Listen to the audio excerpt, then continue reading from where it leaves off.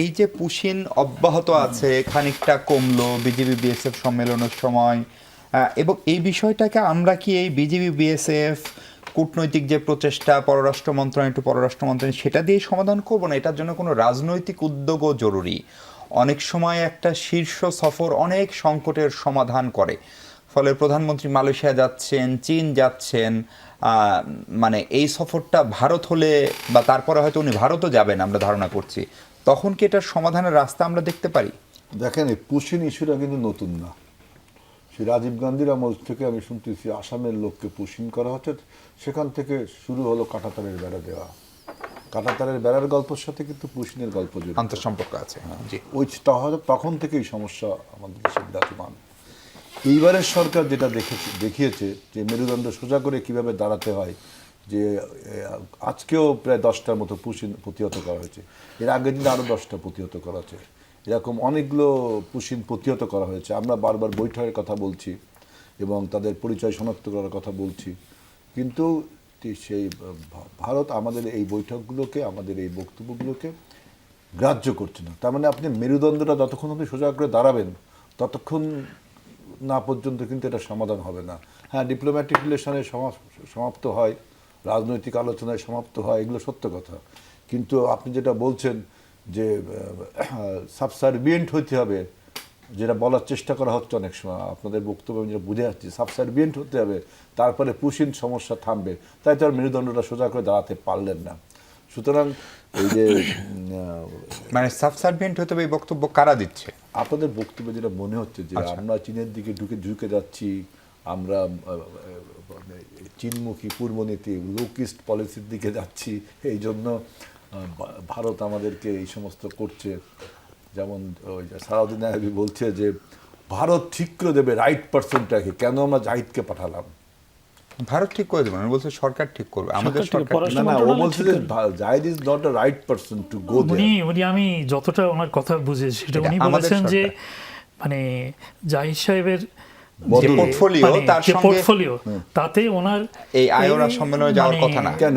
ওনার মানে একজন সরকারি উপদেষ্টা এক্সপার্টিজের কথা বলছেন, সেই এক্সপার্টিজ আমরা ঠিক করব। আপনারা ঠিক করবেন, ধরেন আপনার মেরিটাইম সচিব আছে, আপনার নৌ পরিবহন মন্ত্রী আছে, আমি আপনি আলোচনা করতে পারি যে আমরা জাহিদকে না পাঠাই, তাকে পাঠাবো, কিন্তু তারা এই জন্য বন্ধ করে দেবে আমাদের সেটা সম্ভবত কেউই বলেনি। আমি বলছি ওর কথাই মনে করেন সে এক্সপার্টিস আমাদের আলোচনা, আমি আপনি আলোচনা করি, মানে যাই যদি চরম অযোগ্য হয় সেই সিদ্ধান্ত বাংলাদেশ সরকার উনি সেটা দিবে, ডিসিশন নাও কেউ না, এটা আমি বলছি। এটা তো সেটার সাথে সবাই একমত না, ও তো একমত হচ্ছে না। আমি তো সেটাই এই ইস্যুটাকে বলছি, বাংলাদেশ সরকারের ডিসিশন নেওয়ার ক্ষেত্রে সুযোগ ছিল। তারপর দেখেন আপনি বলছেন যে ও বলছে যে আমাদের পররাষ্ট্রমন্ত্রীর কথা, তাই না? আমাদের পররাষ্ট্রমন্ত্রীর কথা না বলে আপনি পররাষ্ট্র মন্ত্রণালয়ের কথা বলেন। আমাদের পররাষ্ট্র মন্ত্রণালয়, আমাদের যে ফরেন উইন্ডো বা উইং, এটা যে একটা ইন্টারন্যাশনাল এক্সপোজার পেল, তৃতীয়বারের মতো বাংলাদেশ আপনার এই বিশ্ব মঞ্চে নেতৃত্ব দিচ্ছে। জিয়াউর রহমানের সময় আমরা নিরাপত্তা পরিষদের মেম্বার হয়েছিলাম, এরপরে হুমায়ুন রশিদ চৌধুরী একবার হয়েছিল, এবার খলিলুর রহমান। এইসব এক্সপোজার কিন্তু আপনি ছোটো করে দেখতে পান না, অর্থাৎ আমাদের মন্ত্রণালয়ের একটা ক্রেডিট আপনাকে দিতেই হবে, তাই না?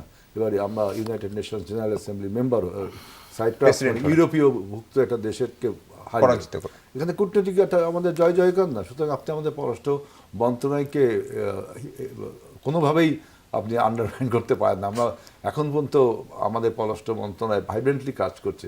এখন ভারত ওইখানে যে আমাদের একজন উপদেষ্টাকে তার ইমিগ্রেশনে ঠেকিয়ে দিল, এটা আমাদের ব্যর্থতার কী হলো আমি এটা বুঝলাম না। আমরা যদি তারপরেও হাত পা ধরে বা কোনো রকমে ঢুকে যেতাম, তাহলে আপনাদের ব্যর্থতা বলতেন। আমাদের সেখানে গাছটা বজায় রাখছি না। পুশিন কবে বন্ধ হবে আজিল ভাই হেলাল? পুশিন কবে বন্ধ হবে? দেখেন, পুশ ইন, আমরা তো পুশ ব্যাক করবো, পুশ ইন করছে ওরা মানে এটা কন্টিনিউ করবে। আমি একটু বললাম দুইটা সলিউশন, একটা হলো তাদের আন্তর্জাতিক আইনের প্রতি যদি শ্রদ্ধা থাকে তাহলে সেটা আপনার বন্ধ হবে, আর একটা হলো বাংলাদেশকে তার ওই আবার সে ব্যাকবোন, তাকে ব্যাকবোনটা এই যে এখন যেমন পুশিং ঠেকিয়ে দেওয়া হচ্ছে এরকম কিন্তু আমি আগে কখনো দেখিনি। এখনো ফ্ল্যাগ, ওই যে একটা দেখলাম একজন ভারতীয় সোলজার বিএসএফ বলছে যে গুলি করে দেবো, বাংলাদেশের সোলজার বলছে আমরাও কিন্তু গুলি বহন করি। অর্থাৎ ব্যাকবোনটা বাংলাদেশ সোজা করে দাঁড়াচ্ছে। একটা মৌলিক পরিবর্তন কিন্তু আসছে। এই সময় যদি জামাতে ইসলামের নেতৃবৃন্দ এই ধরনের বক্তৃতা দেয়, তাহলে আসলে আপনাদেরকে সেই মানে আপনারা কি মানে রাম রাখেন না, কি আছে না, ঘর রাখেন না কুল শ্যাম রাখি না কুল রাখি। শাম রাখি না কুল রাখি, কোন দিকে যাবেন আপনারা? তো কোনো মানে কখনো দেখি ভারতের তৈলমর্দন করেন, আবার ভারতের বিরুদ্ধে বক্তব্য দেন। আমরা যেখানে মেরুদণ্ডটা সোজা করে দাঁড়াচ্ছি, আপনাদেরও উচিত হবে অন্তত বাংলাদেশের স্বার্থে আমাদের এই উদ্যোগটাকে আপনাকে স্বাগত জানানো। আপনি বলছেন পররাষ্ট্র মন্ত্রণালয়ের ব্যর্থতা, জাহিদ কেন যাবে? আরে ভাই, জাহিদ ধরলাম যে আমাদের মতে তিনি এক্সপার্টিস না, সেটাকে ও ঠিক করবে, আমি ঠিক করবো সেটা, আমার ঠিক করে তাকেই পাঠাইছি। আপনি আমাদের সংসদে আলোচনা, আর সংসদে যেটা বললেন যে এই বিষয়টা আলোচনা হবে না, এটা ঠিক না। আজকে পয়েন্ট অফ অর্ডারে দাঁড়িয়ে শাহজাহান ভাই তো, তাই না, শাহজাহান ভাই তো বললো, তখন স্পিকার বলছে যে বাজেট আলোচনায় এক পয়েন্ট অফ অর্ডার হয় না। এখন ওনারা যে নোটিশটা দিয়েছে, নিশ্চয়ই এটা পরে আলোচনা হবে।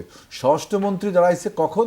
যখন স্বরাষ্ট্রমন্ত্রীর যে প্রস্তাবিত বাজেটের ওই কাটতি বাজেট নিয়ে আলোচনা করতে। জি, পরিষ্কার ছাঁটাই বাজেট নিয়ে, তখন তিনি আলোচনা করছে যে আপনার ওই যে দুর্নীতি দমন কমিশনে উনি কনস্ট্রাক্টটা কিভাবে হবে, আপনারা এই নিয়ে অনেক কথা বলেছেন, সেটাকে উনি ব্যাখ্যা দিচ্ছেন।